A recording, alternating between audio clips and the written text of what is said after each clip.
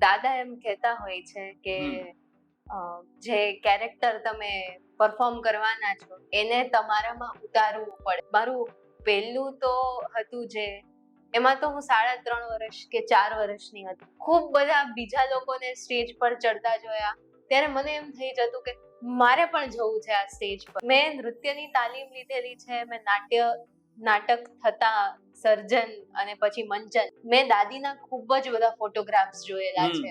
તો એમને જોઈને મને થતું કે જો દાદી આટલા સુંદર લાગતા હોય સ્ટેજ પર તો મારે સ્ટેજ પર જવું છે. નમસ્કાર, ફૂલછાપ પોડકાસ્ટમાં આપનું સ્વાગત છે. મિત્રો, આજે ફરી એક યુવા પ્રતિભા ફૂલછાપના આંગણે છે. આપણે ગયા અઠવાડિયે નૃત્ય ક્ષેત્રમાંથી એક યુવા કલાકારને મળ્યા હતા અને એની સાથે સંવાદ કર્યો હતો. આજે એક એવી જ યુવા પ્રતિભા જેનું અભ્યાસનું ક્ષેત્ર અલગ છે અને જેનું પેશન કહી શકાય, જેનો જીવ જ્યાં છે એ કહી શકાય, એ ક્ષેત્ર નાટકનું, અભિનયનું છે અને એ ક્ષેત્ર એમને વારસામાં મળ્યું છે. આપણી સાથે આજે સ્ટુડિયોમાં ઉપસ્થિત છે વરદા રાજુભાઈ યાજ્ઞિક. વરદાબેન, તમારું સ્વાગત છે. યાજ્ઞિક અટક આવી એટલે રાજકોટના, સૌરાષ્ટ્રના લોકોને એ પરિચયની જરૂર ન હોય. આપણે સમજી જઈએ કે આ કયા પરિવારમાંથી હશે. 1955માં રાજકોટમાં એક સંસ્થા શરૂ થઈ, કલા નિકેતન, જેનો પ્રારંભ કર્યો પ્રેમશંકર યાજ્ઞિકે. અને તેઓ એ પહેલા મુંબઈમાં ફિલ્મ ઇન્ડસ્ટ્રીમાં અને પૃથ્વી થિયેટર્સ, જે ભારતની ગણમાન્ય સંસ્થા કહી શકાય અને કેટલેક અંશે એકમાત્ર કહી શકાય એવા પૃથ્વી થિયેટર્સ સાથે એ જોડાયેલા હતા, ફિલ્મ ઇન્ડસ્ટ્રી સાથે જોડાયેલા હતા. ત્યાંથી અહીંયા આવીને તેમણે કલા નિકેતન શરૂ કર્યું અને એ વારસો નિભાવ્યો આપણા નાટ્યકર્મી, નાટ્ય સર્જક અને પ્રતિભાવાન એવા વ્યક્તિત્વ ભરતભાઈ યાજ્ઞિકે. પ્રસારણ કર્મની સાથે તેમણે મંચ ઉપર પણ પ્રયોગશીલ અને પરંપરાગત નાટકો આપ્યા અને 71 નાટ્યકૃતિ આપી. અને એ પછી એ જ અનુસંધાને શરૂ થયું ભરત યાજ્ઞિક થિયેટર થેરાપી. અને એ આખી પરંપરા એ ભરતભાઈ અને એના જીવનસંગીની રેણુબેન અને એ પછી એમના પુત્ર રાજુભાઈ અને પ્રેમલબેને એ પરંપરા આગળ વધારીને આજે વરદા એટલે કે પ્રેમશંકરભાઈની ચોથી પેઢી આ ક્ષેત્રે કાર્યરત છે. અને આજે આપણા સ્ટુડિયોમાં એ ઉપસ્થિત છે એનું કારણ એ છે કે 17મી જૂને એક નાટ્યકૃતિનું મંચન રાજકોટમાં થવાનું છે અને એમાં લીડ રોલમાં એટલે કે મુખ્ય ભૂમિકામાં વરદા યાજ્ઞિક છે. આ પહેલા રાષ્ટ્રીય કક્ષાની, રાજ્ય કક્ષાની જુદી જુદી સ્પર્ધાઓ, એકપાત્રીય અભિનય, નૃત્યના પરફોર્મન્સમાં તો એમની પ્રતિભા લોકોએ જોઈ છે. બાળ કલાકાર તરીકે પણ એમને જોયા છે. પણ હવે એ ટાણું આવ્યું છે, હવે અવસર આવ્યો છે કે જ્યારે એ મંચ પર પદાર્પણ કરવા જઈ રહ્યા છે અને એટલે આપણે એક સંવાદ એની સાથે કરીએ છીએ. વરદાબેન, તમારું સ્વાગત છે ફૂલછાપના સ્ટુડિયોમાં, ફૂલછાપના પોડકાસ્ટમાં. Thank you. હવે આપણે શરૂઆત એવી રીતે કરીએ કે જે નાટ્યકૃતિ આવી રહી છે 17મી જૂને, અમે બરફના પંખી, એ શું છે કથાનક અને તમે કયો રોલ, તમે કઈ ભૂમિકા એમાં ભજવો? આ નાટક આજથી 50 વર્ષ પહેલા કાંતિ દાદાએ મુંબઈમાં ભજવેલું મૂળ મરાઠી નાટક છે, જેનો ગુજરાતી અનુવાદ એમણે કરેલો. આજે 50 વર્ષ પછી એ સ્ક્રિપ્ટ એટલી બધી લોકપ્રિય હતી કે દાદાએ મારા માટે એ રીરાઇટ કરી અને આજે 50 વર્ષ પછી અમે એ સ્ક્રિપ્ટ પાછી રાજકોટમાં ભજવવા જઈ રહ્યા છીએ. આ સ્ક્રિપ્ટ કેન્સર પેશન્ટ્સ એના સારવારમાં પોતાનું જીવન હોમી દેતા એવા ડોક્ટર્સ અને ફેમિલી મેમ્બર્સ વિશે છે.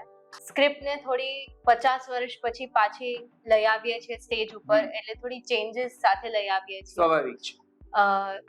એ સમયે કાંતિ દાદાએ થોડો ઓપન એન્ડ આપેલો આ સ્ક્રિપ્ટને, પણ આપણે આ સ્ક્રિપ્ટને એક હોપફુલ એન્ડ આપવાની ટ્રાય કરી છે. બીકોઝ એ સમયે એવું હતું કે કેન્સર એટલે તો હવે કેન્સલ. હવે એવું નથી રહ્યું. હવે ટેકનોલોજી, મેડિસિન ખૂબ એડવાન્સ થઈ ગયું છે. એ માટે મારા મમ્મી પપ્પાએ આપણા અહીંના કેન્સર સ્પેશિયાલિસ્ટ સાથે પણ વાત કરી હતી અને હું એમાં નંદિનીનું પાત્ર નિભાવવાની છું, જેની આસપાસ આખી વાર્તા જેની આસપાસ આખી વાર્તા વણાઈ છે. હા. વરદાબેન, તમે જે આપણી સંસ્થા એટલે કે તમારું જે એક આખી એક ફેમિલી સાગા છે એ સંસ્થા સાથે પણ સંકળાયેલા બહુ સ્વાભાવિક રીતે હો, અને એ ઉપરાંત પણ ઘણા બધા નાટક જોયા, પરફોર્મન્સીસ જોયા હોય. આ રોલમાં એવો છે કે જે રિયલ લાઈફમાં ફાધર ડોટર છે એ જ સ્ટેજ ઉપર પણ ફાધર ડોટર મંચ ઉપર આવશે, તમે અને તમારા પપ્પા. કેવું લાગે આમ આપણે જે જીવતા હોઈએ એ જીવન અને સ્ટેજનું જીવન, એ બંનેને તમે અનુકૂળ થઈ શકો કે પછી ના એમાં એક અભિનેત્રી આગળ આવે કે દીકરી આગળ આવે? દાદા એમ કહેતા હોય છે કે જે કેરેક્ટર તમે પરફોર્મ કરવાના છો એને તમારામાં ઉતારવું પડે છે. એટલે ખાલી સ્ટેજ ઉપર આવી જવાથી કેરેક્ટર નથી જીવંત થઈ જતું.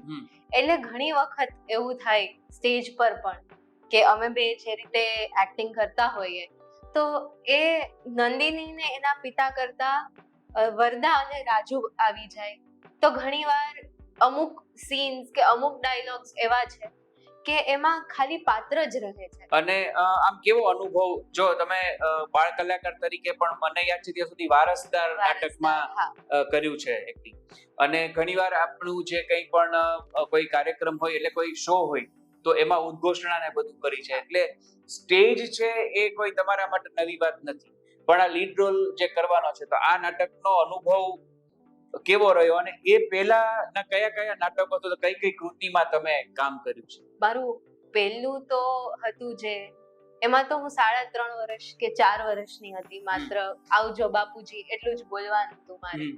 પછી મેં જે વારસદાર કરી ત્યારે હજી સમજ નથી કે આ શું એક બ્લેસિંગ મળ્યું છે એક આર્ટ ફોર્મ તરીકે.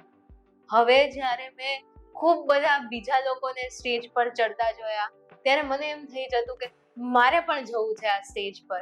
એટલે ભલે આ સ્ટેજ સાથે હું હંમેશા કનેક્ટેડ જ રહી છું, બેક સ્ટેજ હોય કે વોઇસ ઓવર થોડા વસ્તુઓનો હોય, પણ આ એક હવે સ્ટેજ ઉપર એક રિસ્પોન્સિબિલિટી સાથે આવું એ એક બ્લેસિંગ પણ લાગે છે અને એક ચેલેન્જ પણ.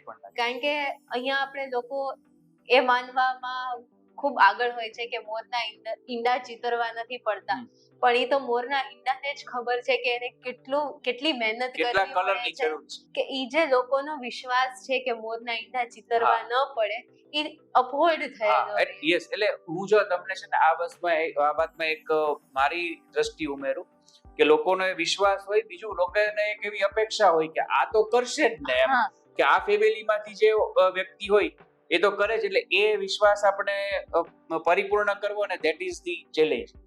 પણ બીજું એ છે કે તમે તો મનોવિજ્ઞાનના વિદ્યાર્થીની છો, એટલે તમને એ ખબર છે કે વોટ ઇઝ ગ્રાસ્પિંગ. તો ફ્રોમ ચાઇલ્ડહુડ અનકોન્શિયસલી પણ તમે જે જોયું છે, ઘરમાં વાત થતી હોય ખાલી નાટકની, ત્યારથી માંડી અને એક્ઝિક્યુટ થાય મંચ ઉપર, ત્યાં સુધીની આખી જર્નીના તમે સાક્ષી હો. તે બધું અંદર ઉતર્યું હોય.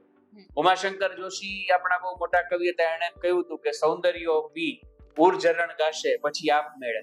તો તમે આ આખું નાટ્યશાસ્ત્રનું, નાટ્યના મંચનનું સૌંદર્ય પીધું હોય તો હવે એ ગાવાનો એટલે કે એક્સપ્રેસ કરવાનો એક સમય આવ્યો છે, વારો આવ્યો છે એવું મને લાગે છે.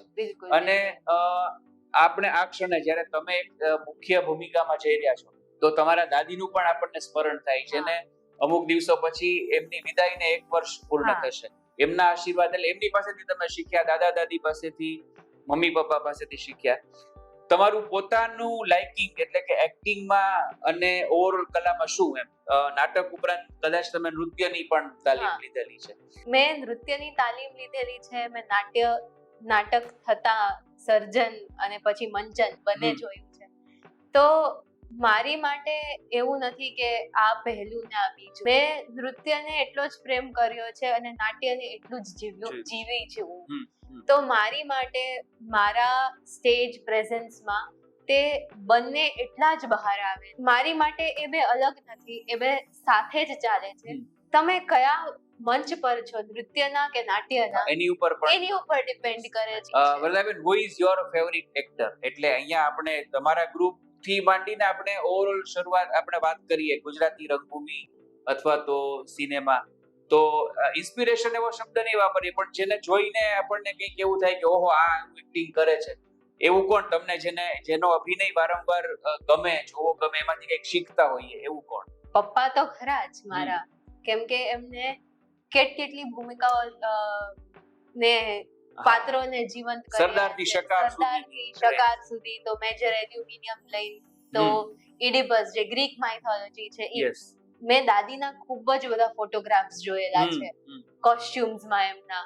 તો એમને જોઈને મને થાતું કે જો દાદી આટલા સુંદર લાગતા હોય સ્ટેજ પર, તો મારે સ્ટેજ પર જવું છે. દાદી આટલું એ ટાઈમે જ્યારે સ્ત્રીઓને સ્ટેજ પર આવું એટલે લોકો તોબા કરે, ક્રાંતિ ગણાતી. તો જે વ્યક્તિ એવું કરી શકે, મારા દાદી, મારા નાની, તો મારે ઈ જ કન્ટિન્યુ કરીને મારે આગળ આવવું. તો મને દાદીના ફોટોગ્રાફ્સે ખૂબ ઇન્સ્પાયર કરી છે. અને તમારો ડ્રીમ રોલ કોઈ એવો કે મારે આ રોલ કરવો છે, આ ભૂમિકા, જેમ કે કોઈ માઇથોલોજીકલ કેરેક્ટર હોય, તમે કોઈ, આઈ થિંક તમે એક એકપાત્રીય શિખંડી કે એવું પણ કરેલું છે.